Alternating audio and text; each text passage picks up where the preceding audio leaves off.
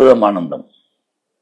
Mister IDs மெய்யன்பர்களுக்கு உங்கள் பாரம்பரிய வைத்தியர் உங்கள் ராஜசூரியன். அற்புதம் ஆனந்தம்.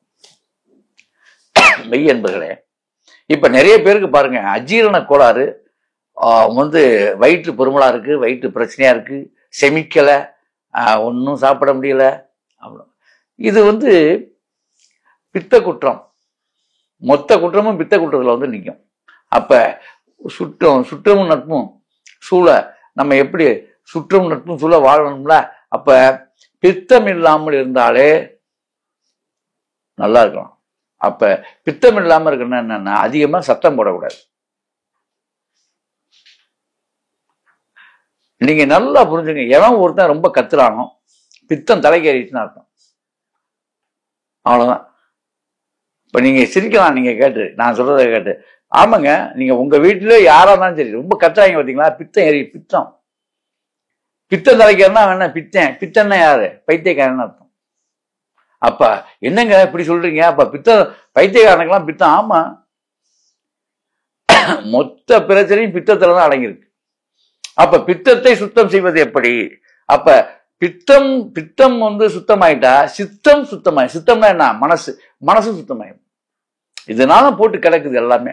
எல்லாம் தான் பிரச்சனையே. அருமையான ஒரு விஷயம், எல்லாருக்கும் தெரிஞ்சதான். ஆனா ஞாபகத்துக்கு உங்களுக்கு வராது. இப்ப நான் அதை பதிவு பண்றேன். அதுல ஒரு சின்ன திருத்தம் மட்டும் இருக்கு, என்னது வேற ஒண்ணும் கிடையாது. ஏன்னா முறையா அதை பண்ணணும்ல, அதுக்காக. தோலை நீக்கிய இஞ்சி, தோலை உரிச்சிடணும். அதை இஞ்சிய, சரிங்க சார் இஞ்சியை வாங்கிடுறோம், தோலை உரிக்கிறோம். எங்களை தோலை உரிக்கிற மாதிரியே பேசுறீங்களே சார் அப்படிங்கிறீங்களா? அப்படிதான் கிடையாது. இஞ்சி ஒரு 1/4 கிலோ நீங்க வாங்கிருங்க. ஒரு ஆளுக்கு தான் சொல்றேன். ஒரு 5 பேர் இருந்தீங்கன்னா ஒரு 1/2 கிலோ 1 கிலோ வீட்டுக்கு வாங்கிங்க, தப்பே கிடையாது. இதெல்லாம் அருமையான ஒரு விஷயம், அவசியம் வேணும். உங்களுக்கு ஒரு சிறந்த மருந்து, சிம்பிளான மருந்து சொல்றேன். இஞ்சிங்கிறது பெரிய மேட்டர்ல, தாராளமா நீங்க வாங்கிக்கலாம். சரிங்க சார் இஞ்சி வாங்கிக்கலாம், சொல்லுங்க சார். இந்த இஞ்சிய நீங்க என்ன செய்யணும் தெரியுமா? பெரும்பாலும் இல்லாதவர்களுக்காக இந்த பதிவு. நிறைய பேர்னால அது சுத்தமான தேனை கண்டுபிடிச்சு வாங்க முடியாது. சுத்தமான தேன் கிடைச்சிட்டா சந்தோஷம். சுத்தமான தேன் இருந்துச்சுன்னா இது உடனடியா வேலை செய்யும். சுத்தமான தேன் இல்லைன்னா, சுத்தமான தேன் கிடைச்சா இந்த இஞ்சியை சின்ன சின்ன வில்லைகளாக அந்த தேன்ல போட்டுறணும். நீங்க தேன்ல உள்ள போட்டுறணும். தேன்ல உள்ள போட்டுட்டு அதுல 3 மிளகு மட்டும் போட்டுறணும். தேனுக்குள்ள ரொம்பலாம் போடக்கூடாது. 3 மிளகு மட்டும் போடணும். அவ்வளவுதான். இத கிட்டத்தட்ட 30 நாளைக்கு அந்த பக்கம் எட்டி பார்க்க கூடாது. நீங்க 30 நாள் அந்த தேன்லயே அது ஊறணும். ஒரு மண்டலம் ஊற விட்டீங்கன்னா நல்லது. 48 நாள் ஒரு மண்டலம். போடுறது அஷ்டமியில போட்டுறாதீங்க. இது எப்ப போட்டாலுமே சஷ்டி தீதியில போடணும். எப்படி? சஷ்டி தீதி அன்னைக்கு நீங்க போடணும். ஏன் அப்படின்னா, நோய் நீக்க வல்லவர் சுப்பிரமணியர். சுப்பிரமணியனுக்கு மீறின தெய்வம் இல்ல, சுக்குக்கு மீறின வைத்தியம் இல்ல, மருந்தும் கிடையாது.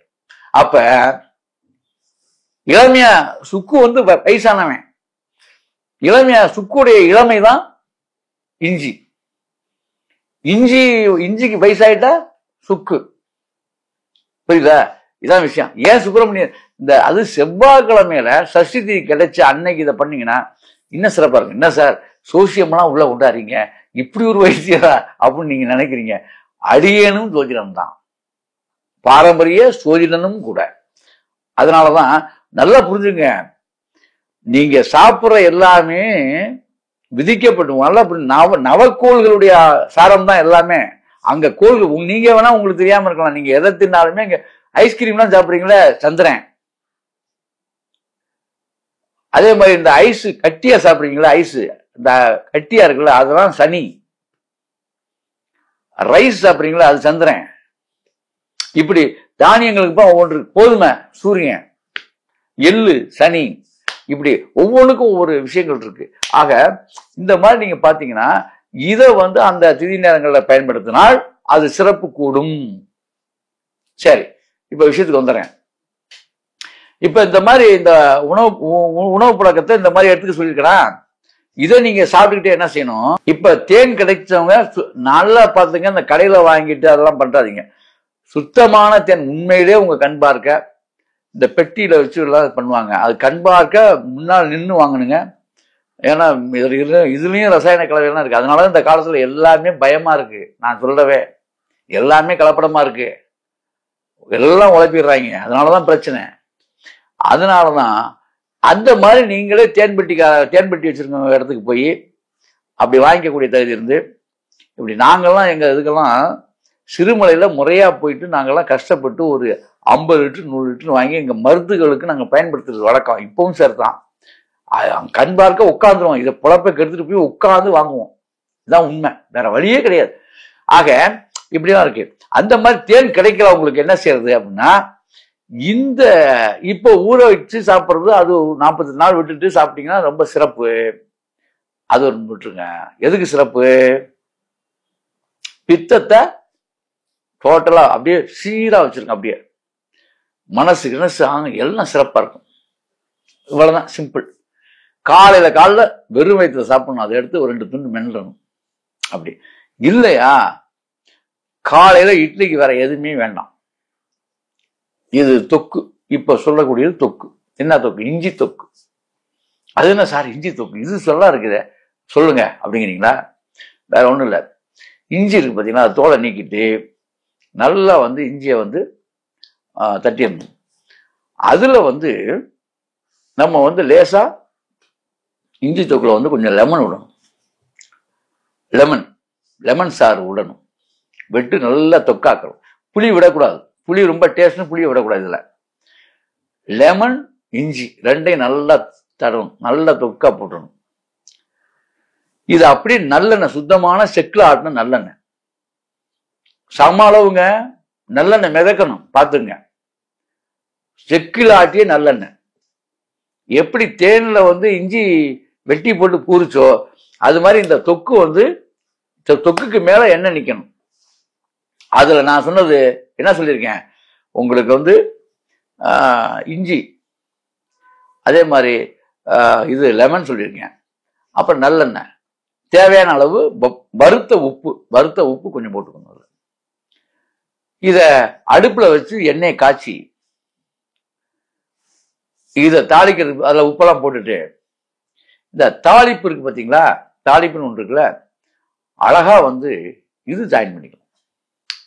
இந்த நம்ம இதை கூட எப்படி இருக்கிறது பார்த்தீங்கன்னா, கருவேப்பிலையை அரைச்சு அந்த எண்ணெயில போடணும். டக்குன்னு போட்டோடனே இதையும் தூக்கி போட்டு கிளறிடணும். நிறையவே எண்ணெய் இருக்கணும். எண்ணெய் மேல நிக்கணும், எண்ணெய் நல்லெண்ணெய். அதை இட்லிக்கு இட்லிக்கு பயன்படுத்திங்கன்னா அப்படி இருக்கும். எவ்வளவு வேணாலும் சாப்பிடலாம் போல இருக்கும். இதை சாப்பிட்டு வந்தீங்கன்னா 48 நாள பித்த சம்பந்தமான எல்லா பிரச்சனையும் தீர்ந்துடும். கல்லீரல், கணையம் எல்லாம் கிளுகிழுப்பா சூப்பரா இருக்கும். கண்கள்லாம் அப்படியே பொலிவு பெறும். அப்ப தலையில உள்ள அனைத்து பித்தமும் போயிடும்.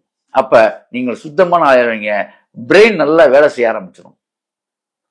பித்த நிறைய மாறும். ரத்தம் சுத்தமாகும். இவ்வளவு நடக்கும். அவ்வளவுதான். மிக எளிய முறையில சொல்லியிருக்கேன். இது நீண்ட கால பித்த பிரச்சனைல இருக்கவங்களுக்குலாம் நம்ம நாடி பிடிச்சு முறையாக, நான் சொன்னேன் அதிகாலை நாடி பிடிச்சு முறையா பார்த்தா தான் அதுக்கான தீர்வு என்னன்னு கண்டுபிடிக்கணும். ஏன்னு கேட்டா அவங்க உடற்கூறு என்னன்னு முதல்ல பார்க்கணும். அதுக்கு அப்புறம் நாடி பிடிச்சு மருந்து கொடுத்தா தான் அந்த மருத்துவம் பாஸ் ஆகும். ஆகவே அன்பர்களே, இப்படி செய்து அப்படி வாழுங்கள். அற்புதம், ஆனந்தம்.